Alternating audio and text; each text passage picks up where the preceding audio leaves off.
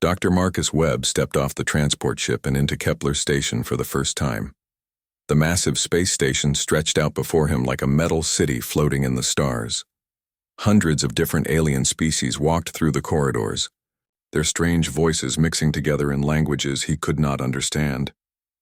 The air smelled different here, cleaned and processed by machines instead of trees and wind like back on Earth. Marcus carried a single bag with all his belongings. Inside were his medical tools, some pictures of his family, and the official papers that made him the first human doctor allowed to work in galactic space. The papers felt heavy in his pocket as he walked toward the medical section of the station. Katie Sullivan walked beside him, her nurse uniform crisp and new. She had volunteered to come with him from Earth, knowing that no human had ever worked as a nurse in alien hospitals before. Her red hair was tied back tight, and her green eyes looked around at everything with wonder and worry. "Look at them all," Katie whispered as they passed a group of tall, blue-skinned aliens with 4 arms. "They're staring at us." Marcus nodded. The aliens were indeed staring. Some pointed at them and spoke in quick, harsh sounds. Others moved away when the 2 humans got close, as if they were afraid of catching something dangerous. They reached the medical center, a huge white building, in the heart of the station. The doors opened with a soft sound, and they walked into a lobby filled with the strangest hospital Marcus had ever seen. Floating beds carried patients with tentacles instead of arms. Doctors with scales and multiple eyes examined creatures that looked like walking crystals. The smell of different medicines and alien biology filled the air. A tall, thin alien approached them. His skin was silver, and his eyes were large and black. He wore the uniform of a chief medical officer with many badges showing his high rank. "You must be the humans," the alien said in perfect English, though his voice sounded like metal scraping against stone. "I am Chief Medical Officer Zethkar. Welcome to Kepler Station Medical Center." Marcus extended his hand for a handshake, but Zethkar stepped back as if Marcus was holding a weapon. "We do not touch strangers here," Zethkar said coldly. "Follow me. I will show you to your workspace." They walked through corridors lined with medical equipment Marcus did not recognize. Other alien doctors stopped their work to stare at the humans. Some whispered to each other, and Marcus caught a few words he understood. Deathworlders, dangerous, primitive. Zethkar led them to a small room at the end of a quiet hallway. Inside were 2 old desks, some basic medical tools, and a computer that looked like it had not been used in years. "This is where you will work," Zethkar announced. "You are not permitted to treat patients without supervision from a qualified galactic physician. You may not access our medical databases or use our advanced equipment. You will observe and learn, nothing more." Marcus looked around the tiny room. "What about patients? When do I start seeing them?" Zethkar's large eyes grew even larger. "See patients? Dr. Webb, you come from a death world. Your planet is so dangerous that your species had to become violent just to survive. You know nothing about civilized medicine. You will observe for at least 1 year before we consider allowing you near any patient." "But I'm a qualified doctor," Marcus said, trying to keep his voice calm. "I graduated top of my class at Johns Hopkins. I've performed thousands of surgeries." "On humans," Zethkar replied with something that might have been a laugh. "On creatures from your violent world. Here, we practice real medicine. We heal with precision and care, not with the brutal methods needed to survive on Earth." After Zethkar left, Marcus sat down heavily in his chair. Katie put her hand on his shoulder. "They're afraid of us," she said quietly. "I know," Marcus replied. "They think we're monsters because we come from a dangerous planet." For the next 3 weeks, Marcus and Katie sat in their small room and watched. Sometimes Zethkar would allow them to observe procedures through a window. They saw alien doctors treating patients with methods that seemed almost magical. Diseases were cured with light beams. Broken bones were fixed with sound waves. Everything was clean, precise, and careful, but Marcus also noticed things the alien doctors missed. He saw patients who were clearly in pain, but the doctors did not seem to understand. He watched treatments that worked for one species, but made another species sicker. The galactic doctors were very smart, but they seemed to follow rules without thinking about each individual patient. One afternoon, alarms began ringing throughout the medical center. Marcus and Katie rushed out of their room to see what was happening. In the main treatment area, a small alien child was lying on a floating bed. The child looked like a miniature version of the four-armed blue aliens they had seen on their first day. She was barely breathing, and her blue skin had turned pale gray. 3 galactic doctors stood around the bed, arguing in their own languages. Marcus could see they were confused and scared. "What's wrong with her?" Marcus asked one of the doctors. "Step back, Deathworlder," the doctor snapped. "This is not your concern." But Marcus could see what was wrong.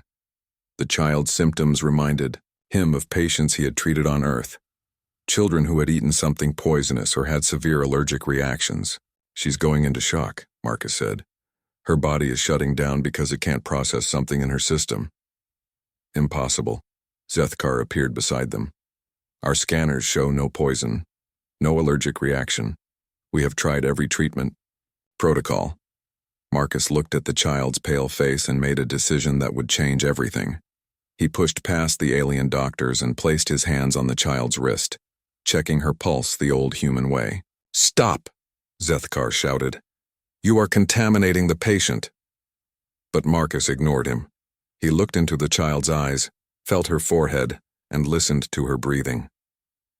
All things human doctors had done for thousands of years, long before they had fancy machines. "She needs adrenaline," Marcus said. "Her heart is stopping because her body is fighting something. I can save her, but I need to act now." "Adrenaline?" Zethkar looked confused. "What is this primitive medicine?" Marcus did not answer. He grabbed a basic injection device from a nearby table and quickly mixed a solution using medicines he recognized from the emergency supplies. It was not perfect, but it was close to what the child needed. Before anyone could stop him, he injected the medicine into the child's arm. For a moment, nothing happened. The alien doctors stared at Marcus with horror and anger. Then the child took a deep breath. Color returned to her blue skin. Her eyes opened and she looked around with confusion but awareness. The room fell silent except for the child's steady breathing. "Impossible," Zethkar whispered. Marcus stepped back from the bed, his hands shaking slightly. "She'll be fine now, but you should find out what caused the reaction so it doesn't happen again." Later that day, Marcus sat in his office filling out report forms about the incident. Katie brought him coffee from the human quarters. "How did you know what to do?" she asked. Marcus looked up from his papers. "I didn't, not really. But I've seen children in shock before. Sometimes you have to trust your instincts instead of just following rules." "The other doctors are furious," Katie said. "They're saying you were reckless, that you could have killed her." "Maybe," Marcus replied, "but she was already dying, and they had no idea how to help her." That evening, as Marcus was preparing to leave the medical center, he was approached by an alien he had never seen before. This one was different from the others, smaller, with kind eyes and clothing that suggested wealth and importance. "Dr. Webb," the alien said in careful English. "I am Veltar, the child you saved today. She is my daughter." Marcus felt surprised. He had not known the child had family on the station. "I'm glad she's okay," Marcus said simply. Veltar nodded slowly. "The other doctors tell me you are dangerous, that humans are violent creatures from a death world. But you risked your career to save my child. That does not seem violent to me." "We're not violent," Marcus said quietly. "We're just survivors. We learned to adapt because we had to." "Perhaps," Veltar said, "the galaxy could learn something from survivors." As Veltar walked away, Marcus felt something he had not felt since arriving at Kepler Station. Hope. Maybe being a Deathworlder was not something to be ashamed of. Maybe it was exactly what the galaxy needed. 2 weeks after saving Veltar's daughter, Marcus was sitting in his small office when the emergency alarm started screaming throughout Kepler Station. The sound was different from the usual medical alerts. This was the deep, warning tone that meant serious danger. Katie rushed into the office, her face pale with worry. Something big is happening. All the alien doctors are running around like crazy. Marcus and Katie hurried to the main medical center where they found chaos. Doctors and nurses were shouting orders in dozens of different languages. Security guards were sealing off sections of the station. Through the large windows, Marcus could see a damaged ship docking at the emergency bay. Chief Medical Officer Zethkar stood in the center of the room, his silver skin darker than usual with stress. He was giving orders to a group of senior doctors. The merchant ship Star's Edge has requested emergency docking, Zethkar announced to the room. They report a plague outbreak that has killed most of their crew. The ship is under immediate quarantine. No one is to approach the vessel. Marcus pushed through the crowd to get closer. How many survivors? He asked. Zethkar turned to look at him with annoyance. That is not your concern, Deathworlder. Return to your observation duties. But another doctor, a green-skinned female named Dr. Kess, answered anyway. 12 survivors out of 60 crew members. Mixed species. They're all showing different symptoms, which makes no sense. Different symptoms, Marcus asked. What kind of symptoms? Dr. Kess looked at Zethkar, who nodded reluctantly. The Altarians are suffering from respiratory failure. The Centaurians have skin lesions. The humans aboard are experiencing organ shutdown.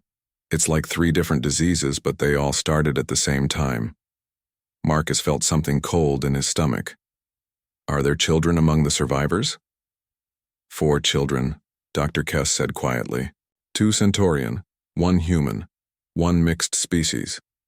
Zethkar raised his hands for silence.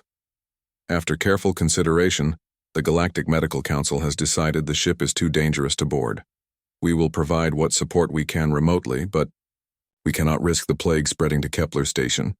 What does that mean? Marcus asked, though he was afraid he already knew the answer. It means we will jettison the ship into the nearest star in 72 hours, Zethkar said coldly. It is the only way to prevent the plague from spreading throughout the galaxy. Marcus stared at him in shock. You're going to kill 12 people, including children? We are preventing the deaths of millions, Zethkar replied. This is the logical decision. Marcus left the medical center with his mind racing. He found Katie in their office, packing medical supplies into a bag. What are you doing? He asked. Getting ready, she said without looking up. I know that look on your face, Marcus. You're planning something stupid and dangerous, and I'm coming with you. Katie, this isn't like treating one sick child. This is a deadly plague that has already killed 48 people. She stopped packing and looked at him directly. Those 12 survivors include a human child. Are you going to let that child die because some alien committee decided it was too risky to help? Marcus knew she was right. He also knew they would need help to reach the quarantined ship. That evening, he visited the engineering section of Kepler Station to find Ben Morrison. Ben was a maintenance engineer from Earth who had been working on the station for 3 years. He was a big man with rough hands and a kind face. When Marcus explained what he wanted to do, Ben just nodded. Those alien doctors might be smart, Ben said, but they've never had to fix anything that was really broken. Sometimes you have to get your hands dirty to solve a problem. The next night, Ben used his engineering access codes to open an unused maintenance tunnel that led to the quarantine docking bay. Marcus and Katie crawled through the narrow space carrying their medical supplies and portable life support equipment. The Star's Edge was a mess. Scorch marks covered the hull and several sections had been sealed off where the ship's atmosphere had leaked out. Ben managed to override the airlock and they entered the ship wearing protective suits. The smell hit them first, even through their filters. It was the smell of death, sickness, and fear all mixed together. Bodies of crew members were scattered throughout the corridors, each showing different signs of how they had died. They found the survivors in the ship's medical bay. 12 beings from different species, all barely alive. Some were unconscious. Others looked at the 3 humans with hope and terror. Marcus immediately went to work examining the patients. What he found was both fascinating and horrible. Dr. Kess had been right. It was like 3 different diseases. But as Marcus studied the symptoms more carefully, he began to see a pattern. "Katie, look at this," he said, pointing to readings on a portable scanner. "The Altarians are dying because they can't process oxygen properly. The Centaurians have a skin condition that's making them lose body fluids. The humans are suffering from kidney failure." 3 different problems, Katie said. "No, Marcus," replied, his voice getting excited. 3 parts of the same problem. Look at the ship's environmental systems." They made their way to the engineering section, where Ben was already studying the ship's life support computers. "This is weird," Ben said. "The air recycling system has been running for months without proper maintenance. The water purification is completely broken, and the waste processing unit is leaking." Marcus felt the pieces clicking together in his mind. It's not 3 diseases. It's 3 different toxins that have been building up in the ship's environment. The air has been slowly poisoned, the water contaminated, and waste products have been leaking into the living areas. "But why are different species getting sick in different ways?" Katie asked. Marcus smiled grimly. "Because different species process toxins differently. Altarians breathe differently than humans, so they're affected by the bad air first. Centaurians absorb fluids through their skin, so they're getting poisoned by contaminated moisture in the air. Humans filter toxins through their kidneys, so we're getting kidney damage from the polluted water." Ben looked up from the computer. "Can we fix it?" "Not fix it," Marcus said. "But we can work with it. If I'm right, we don't need to cure 3 different diseases. We need to help each species process the toxins in their own way." For the next 18 hours, Marcus worked like he had never worked before. Using the ship's own environmental systems, he created different treatment areas for each species. He set up clean air circulation for the Altarians. He built humidity chambers for the Centaurians to help their skin heal. He used the ship's water recycling system to create dialysis equipment for the humans. Katie proved invaluable, her nursing skills helping her adapt to alien biology she had never seen before. Ben kept the improvised medical equipment running, with spare parts and clever engineering. One by one, the survivors began to improve. The Altarian crew members started breathing normally. The Centaurian children's skin began to heal. The human passengers' kidneys started working again, but the effort took its toll on Marcus. Working in the contaminated environment, even with protective equipment, exposed him to the same toxins that had killed the original crew. By the time Kepler Station's medical teams finally arrived to evacuate the survivors, Marcus had collapsed from exhaustion and poisoning. As they carried him to the medical bay, Marcus was barely conscious, but he could hear the voices of the survivors he had saved, speaking in different languages but all saying the same thing. "Thank you." Dr. Kess was waiting when they brought Marcus into the emergency room. As they connected him to life support equipment, she leaned close to his ear. "The Galactic Medical Council is very angry with you," she whispered. "But 11 people are alive because of what you did. 11 people who were supposed to die." Marcus tried to speak but could only manage a whisper. "The 12th? One of the Centaurian adults died just before we reached them," Dr. Kess said sadly. "But without you, all 12 would be dead now." As Marcus drifted into unconsciousness, he thought about the human child they had saved. The little girl had looked at him with such trust and hope. Maybe that was what being a Deathworlder really meant, not being violent or dangerous, but being willing to face death to protect others. When he woke up 3 days later, Katie was sitting beside his bed reading medical reports. "How do you feel?" she asked. "Like I got hit by a transport ship," Marcus replied, his voice still weak. Katie smiled. "Well, you're famous now.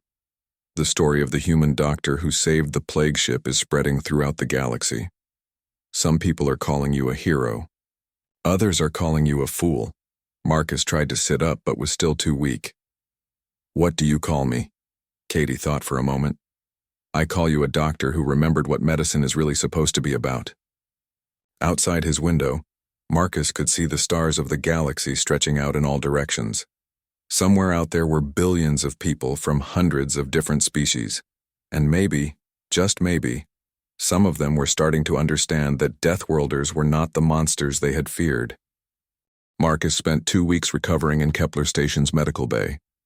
During that time, news of what he had done aboard the plague ship spread throughout the galaxy like wildfire. Every day, Katie brought him reports from different worlds and space stations. "Listen to this one," Katie said, reading from a datapad. "The Rigel News Network is calling you the Deathworlder who defied death. And here's another one from the Centaurian Broadcasting Service. Human doctor saves lives using primitive methods." Marcus shook his head weakly. Primitive methods. They still don't understand. "Some do," Katie said, showing him another report. "Dr. Lyra Velthos from the Altarian Medical Institute wrote an article defending what you did. She says the galaxy needs to study human medical techniques instead of dismissing them." Marcus had heard of Dr. Velthos.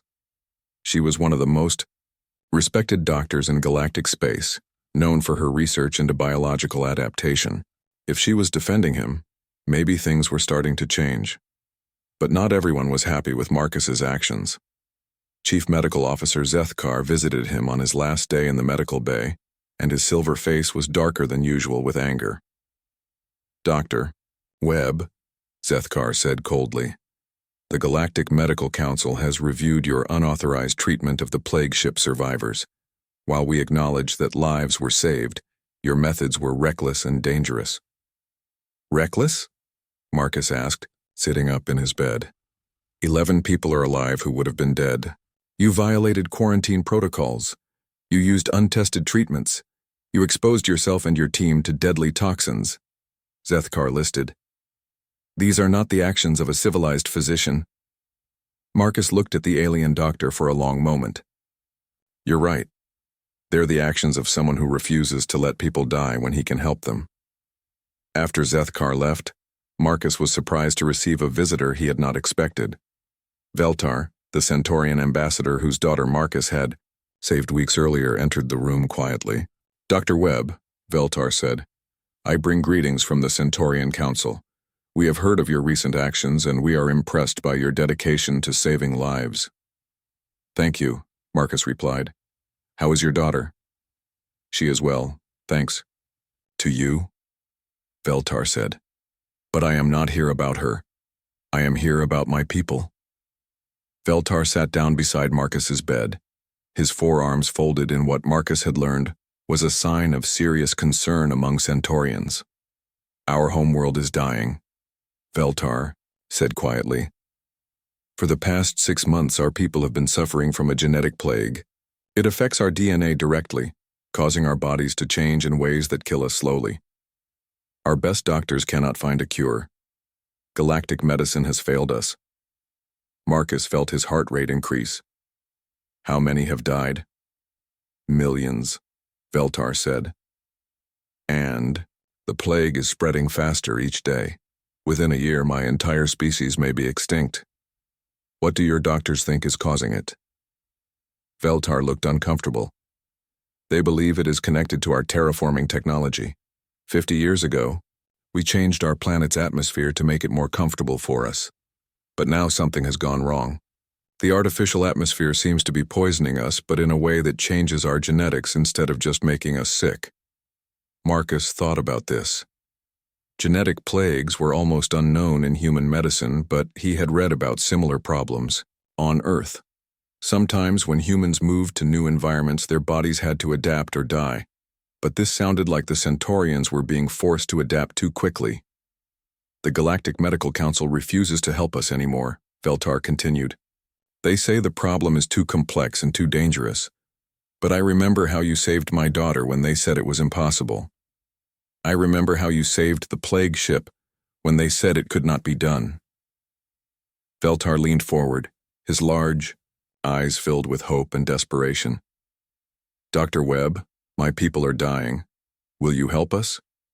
Marcus knew what his answer would be before Veltar finished asking. "Yes, but I'll need Katie and Ben with me. And I'll need access to your medical records and planetary data. Anything you need," Veltar said.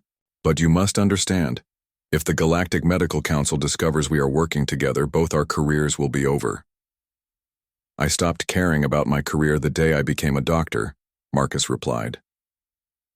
3 days later, Marcus, Katie, and Ben were secretly aboard a Centaurian medical ship heading toward the quarantined homeworld. The ship was filled with Centaurian doctors who looked at the humans with a mixture of hope and skepticism. As they traveled through space, Marcus studied everything he could about Centaurian biology and their terraforming project. What he discovered was both fascinating and terrifying. "Look at this," he told Katie, showing her the planetary data. 50 years ago, the Centaurians changed their atmosphere by adding new gases that would make their world more comfortable. But they didn't just change the air. They changed the entire ecosystem. Katie studied the data. It's like they created a completely new environment overnight. Exactly. And now their bodies are trying to adapt to that new environment all at once instead of over millions of years like natural evolution would take. Ben joined them, looking at the engineering reports. The terraforming machines are still running. They're constantly adjusting the atmosphere, trying to keep it perfect. But maybe that's the problem. The environment keeps changing, so the Centaurians' bodies keep trying to change too. When they reached the Centaurian homeworld, Marcus was shocked by what he saw. The planet looked beautiful from space, with perfect blue skies and carefully maintained cities. But when they landed, he could see the truth. Centaurians were everywhere. In the medical facilities, their bodies showing signs of genetic breakdown.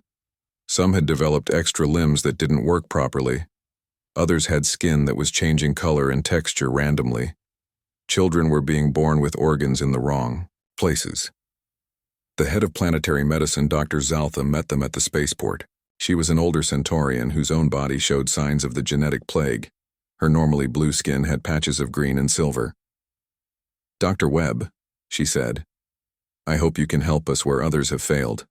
Our people are changing into something that cannot survive." Marcus spent the first day examining patients and studying their medical records. What he found confirmed his theory. The Centaurians weren't just getting sick, they were evolving. But they were evolving too fast and in too many directions at once. "Dr. Zaltham," Marcus said that evening, "I think I understand what's happening. Your people aren't dying from a disease. They're dying from adaptation." "Adaptation?" "You're terraforming. Technology created a new environment. Your bodies are trying to adapt to that environment like humans had to adapt to Earth's dangerous conditions over millions of years. But instead of having millions of years, your bodies are trying to do it in a few months." Dr. Zaltham looked confused. "But adaptation is supposed to help species survive, not kill them." "It does help when it happens slowly," Marcus explained. "But when it happens too fast, it kills the individual even if it might help the species in the long run. It's like, imagine if you tried to grow from a child to an adult in one day instead of over many years." Katie had been listening quietly. "So what can we do? Can we stop the adaptation?" Marcus shook his head. "I don't think we can stop it, but maybe we can guide it. Maybe we can help the Centaurians adapt in ways that let them survive instead of ways that kill them." Dr. Zaltham stared at him. "You want to help us evolve?" "Yes," Marcus said. "On Earth, humans survived because we learned to work with our environment instead of fighting it. Maybe the Centaurians need to learn the same thing." Over the next week, Marcus developed a treatment plan that shocked the Centaurian medical establishment. Instead of trying to cure the genetic changes, he proposed helping them happen in controlled ways. Using techniques inspired by human evolutionary biology, he created treatments that would guide the Centaurians' adaptation toward survival instead of death. The first test subjects were volunteers who were already dying from the genetic plague. Marcus's treatments didn't stop their bodies from changing, but they helped the changes happen in ways that made the volunteers stronger instead of weaker. After 10 days, the first volunteer, a young Centaurian engineer, had developed new organs that could process the artificial atmosphere better than normal Centaurian biology. Instead of dying, he was becoming something new and better adapted to his world. Dr. Zaltham watched in amazement as more volunteers began to improve. "Dr. Webb, you're not just saving our lives, you're helping us become a new kind of Centaurian." Marcus nodded. "That's what survival is really about. Not staying the same, but changing in ways that help you live in your world." As news of the successful treatment spread across the planet, Marcus realized something important. He wasn't just a human doctor working with aliens anymore. He was helping an entire species evolve past an extinction-level threat. And for the first time since leaving Earth, he felt like he truly understood what it meant to be a Deathworlder. Not someone who survived through violence, but someone who survived through adaptation and refused to give up when others said there was no hope. 6 months after saving the Centaurian homeworld, Marcus found himself in a place he had never expected to be. His small office on Kepler Station had been replaced with a proper medical suite, and Katie now worked as his full partner rather than just his nurse. Ben Morrison had been promoted to head of medical engineering and led a team of human technicians who specialized in adapting equipment for Marcus's unusual treatments. Every day brought new requests for help from across the galaxy. Species that had never heard of humans before were now asking specifically for the Deathworlder doctor who could solve impossible medical problems. "Look at this," Katie said, showing Marcus a datapad filled with messages. "The Vegan Collective wants you to help with a memory plague affecting their elderly. The Crystal Gardens of Zarian Prime are asking about a condition that's making their people shatter. And there are 57 other requests from just this week." Marcus looked through the messages with a mixture of pride and worry. "We can't help everyone, Katie. There's only one of me." "That's what I've been thinking about," Katie replied. "Maybe it's time we started training others to do what you do." Before Marcus could respond, his communication system chimed with an urgent message. The sender was Dr. Lyra Velthos, the respected Altarian physician who had been studying human medical techniques. "Dr. Webb," the message began, "I have a case that requires your immediate attention. The Kristathi of Zarian Prime are facing extinction. Every galactic medical expert has examined their condition and we have found no solution. They have specifically requested your assistance." Marcus had heard of the Kristathi but had never seen one. They were silicon-based life forms, completely different from the carbon-based biology he was used to. Their bodies were made of living crystal that could grow and reshape itself. They were considered one of the most beautiful and mysterious species in the galaxy. "Silicon-based life," Ben said when Marcus told him about the request. "That's completely different from anything we've dealt with before." "Different how?" Katie asked.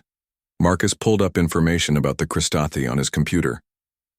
"Their bodies work more like living rocks than living tissue. They don't have blood or organs like we do. They're basically walking, thinking crystals." 2 days later, they were aboard a transport ship heading to Zarian Prime. Dr. Velthos had joined them, bringing with her detailed records of previous attempts to treat the Kristathi condition. "The problem began 3 years ago," Dr. Velthos explained as they traveled through space. "The Kristathi started developing fractures in their crystal bodies. At first, it was just small cracks that would heal naturally, but now, entire sections of their bodies are shattering and cannot be repaired." "What do your medical scanners show?" Marcus asked. "That's the problem. Our scanners are designed for carbon-based life. When we scan a Kristathi, we see crystal structure, but we don't understand how it works as a living system." When they arrived at Zarian Prime, Marcus was amazed by what he saw. The planet's surface was covered in towering crystal formations that grew like trees. Cities were built inside massive geodes, and the Kristathi themselves moved through their world like living gems. But the beauty was marred by tragedy. Everywhere Marcus looked, he could see Kristathi, whose bodies were cracked and broken. Some moved carefully to avoid further damage while others lay motionless, their crystal forms shattered beyond repair. The Kristathi leader, a being called Resonance of Morning Light, met them at the medical center. Its body was a beautiful mixture of blue and green crystals, but Marcus could see hairline fractures running through its form like scars. "Dr. Webb," Resonance of Morning Light said, its voice sounding like wind chimes in a gentle breeze. "We have heard that you understand survival in ways others do not. Our people are breaking apart and we do not know why." Marcus spent the first day examining Kristathi patients with equipment that had been modified by Ben's engineering team. What he found puzzled him. The crystal structures looked healthy, but there were stress patterns throughout their bodies that reminded him of something from Earth. Katie, look at this, Marcus said, showing her scanner readings from a young Christathi. See these stress patterns? They look like what happens to rocks during earthquakes. Earthquakes? Katie asked. But this planet doesn't have earthquakes. Marcus thought about it for a moment, then asked to see the Planetary Geological Survey. What he found made everything clear. It's not earthquakes, he said excitedly. It's vibrations. Look at this data. Xerion Prime has been experiencing increased solar radiation over the past 3 years. The radiation is causing the planet's crystal formations to vibrate at frequencies that are slowly breaking down the Christati's bodies. Dr. Velthos looked at the data with confusion. But how do you treat vibration damage in silicon-based life? Our medicine has no experience with this. Marcus smiled. Our medicine doesn't, but human geology does. He explained his plan to the shocked medical team. Instead of treating the Christati like biological patients, he would treat them like damaged crystal formations. On Earth, humans had learned to reinforce and repair crystal structures in everything from electronics to building materials. Working with Ben's engineering team, Marcus developed a treatment that sounded more like construction work than medicine. They created sonic devices that would cause the Christati's bodies to vibrate in patterns that would strengthen their crystal structure instead of weakening it. The first patient was a Christati child whose body had developed severe fractures. Marcus placed the sonic devices around the child and began the treatment. Instead of trying to heal the cracks like wounds, the devices helped the crystal structure reorganize itself into stronger patterns. Over the course of several hours, the child's body began to change. The fractures didn't just heal, they became part of a new, stronger crystal lattice that was more resistant to the planetary vibrations. It's working, Dr. Velthos said in amazement. The child's crystal structure is actually becoming more stable than it was before the damage. Word of the successful treatment spread quickly through the Christati community. Within days, hundreds of patients were coming to receive the sonic treatments. But the process was exhausting for Marcus, who had to monitor each patient carefully to ensure the vibrations were helping rather than causing more damage. During one particularly long treatment session, Marcus was exposed to high levels of the same sonic frequencies he was using to heal the Christati. The crystalline minerals in the treatment room began to resonate with his human biology in unexpected ways. Marcus collapsed during the treatment, his body racked with mineral poisoning from breathing in crystal dust that had been energized by the sonic treatments. For 3 days he lay unconscious while Katie and the best galactic doctors fought to save his life. But something unprecedented happened while Marcus was fighting for his life. Messages began arriving at Xerion Prime from across the galaxy, not just from medical institutions but from governments, trade guilds, and ordinary citizens of dozens of species. All of them were offering help to save the human doctor who had saved so many others. Dr. Velthos was overwhelmed by the response. I've never seen anything like this, she told Katie as they monitored Marcus's condition. Species that have been enemies for centuries are working together to find treatments for his condition. When Marcus finally woke up, he found his room, filled with gifts and messages from patients he had treated and species he had helped.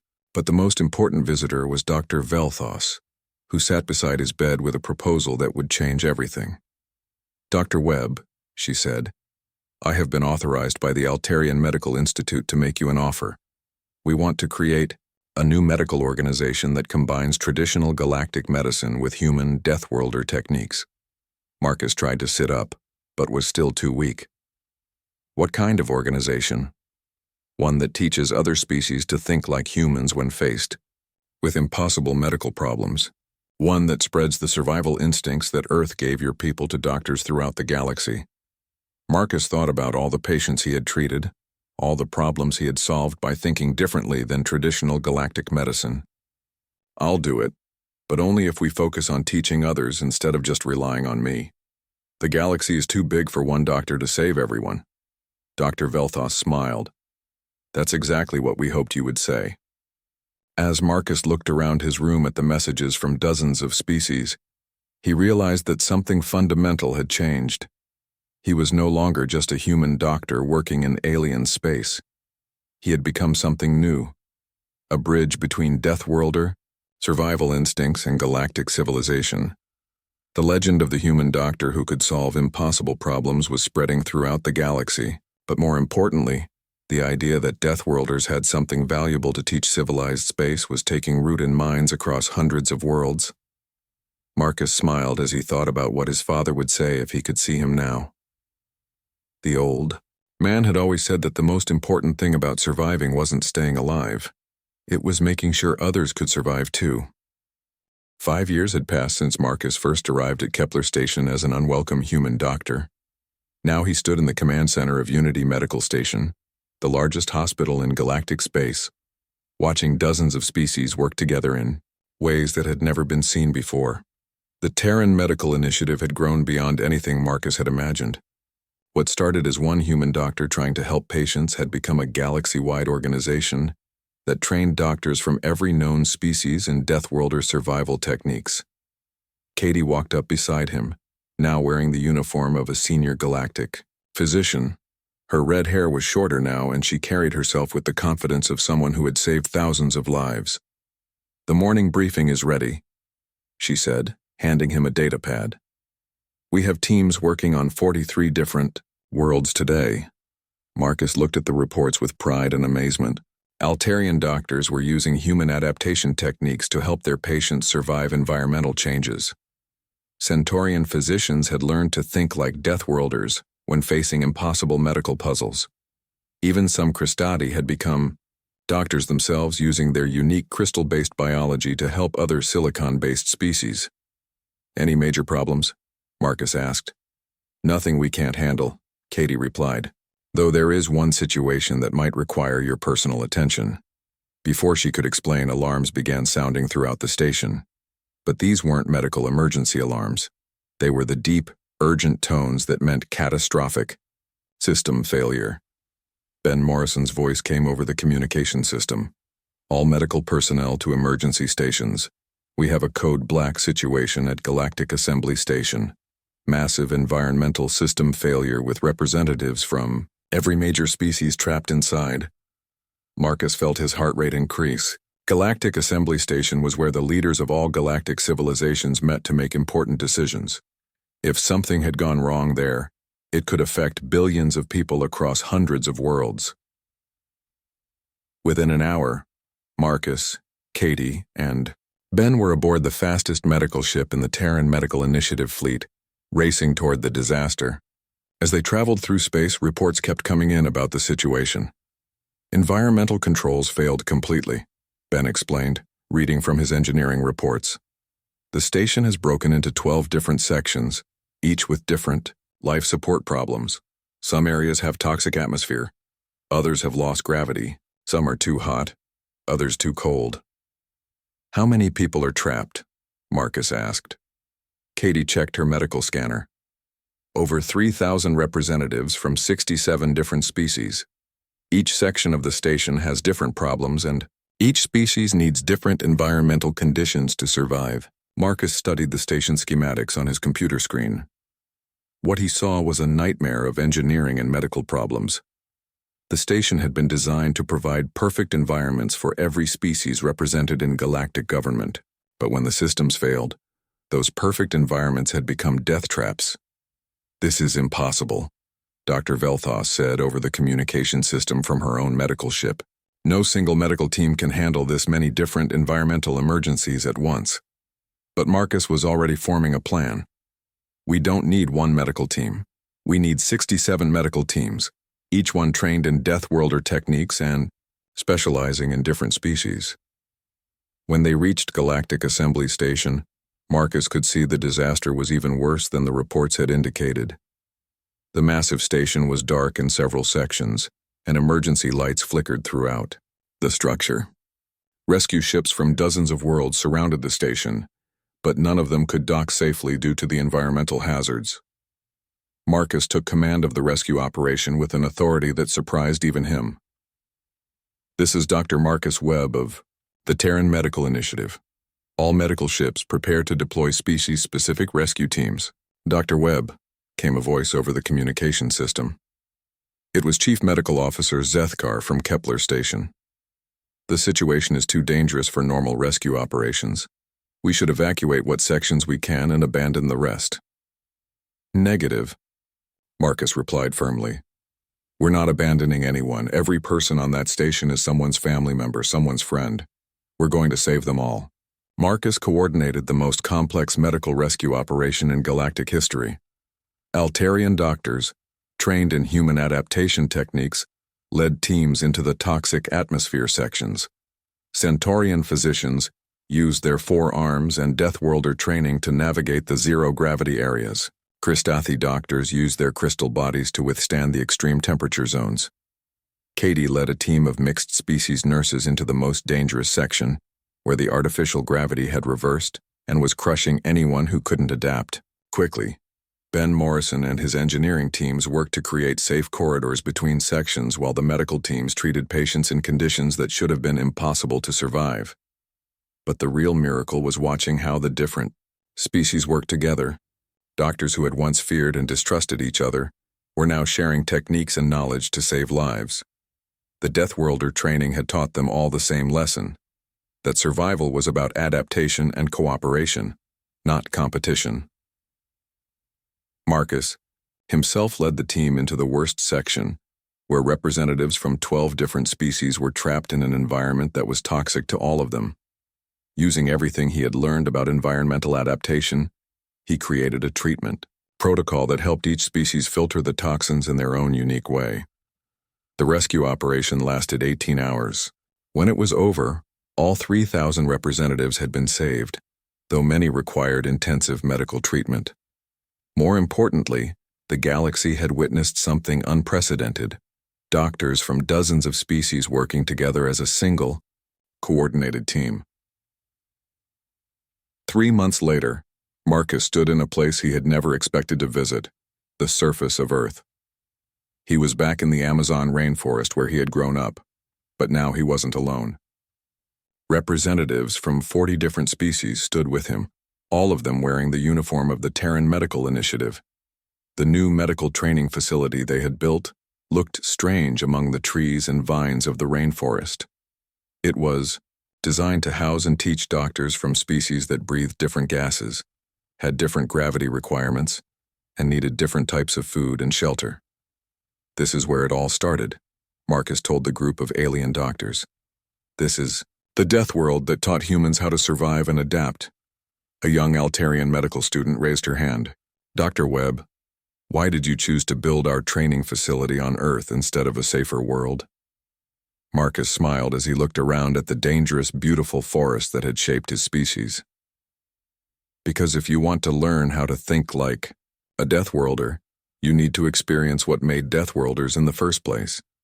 Over the following weeks, Marcus watched as doctors from across the galaxy learned to see Earth not as a terrifying death trap, but as a teacher. They studied how humans had learned to work with dangerous environments instead of fighting them. They experienced the biodiversity that had taught humans to understand complex biological systems. Most importantly, they learned that survival wasn't about being stronger or smarter than everyone else. It was about being willing to adapt and help others adapt. Katie found Marcus one evening sitting by the river that ran through the training facility. Alien doctors were practicing emergency medicine techniques while Earth's wildlife provided real-world examples of biological adaptation. Any regrets? She asked, sitting down beside him. Marcus watched a group of Centaurian medical students learning to treat human patients while human students learned Centaurian anatomy. About what? About leaving Earth in the first place. About becoming the galaxy's most famous doctor. About changing how an entire galaxy thinks about medicine. Marcus thought about the question seriously. He remembered the scared, lonely human doctor who had first arrived at Kepler Station, desperate to prove that Deathworlders could be healers instead of killers. No regrets, he said finally. But I never expected this. I just wanted to help sick people get better. And now, Marcus looked up at the stars visible through the forest canopy. Now I realized that helping sick people get better was just the beginning. What we really did was teach the galaxy that being different isn't something to fear. It's something to learn from. As the alien medical students continued their training around them, Marcus reflected on his journey from outcast to legend. The galaxy had once feared Deathworlders as violent primitives from hostile worlds. Now they understood that Deathworlders were exactly what galactic civilization needed. Beings who had learned to survive by adapting, cooperating, and never giving up on life. The human doctor from Earth had become a living legend, not through conquest or domination, but through the simple act of healing. And in teaching others to heal as he healed, he had helped an entire galaxy evolve into something better than it had been before. In the end, that was what being a Deathworlder really meant, not just surviving in a hostile universe, but making that universe a little less hostile for everyone else.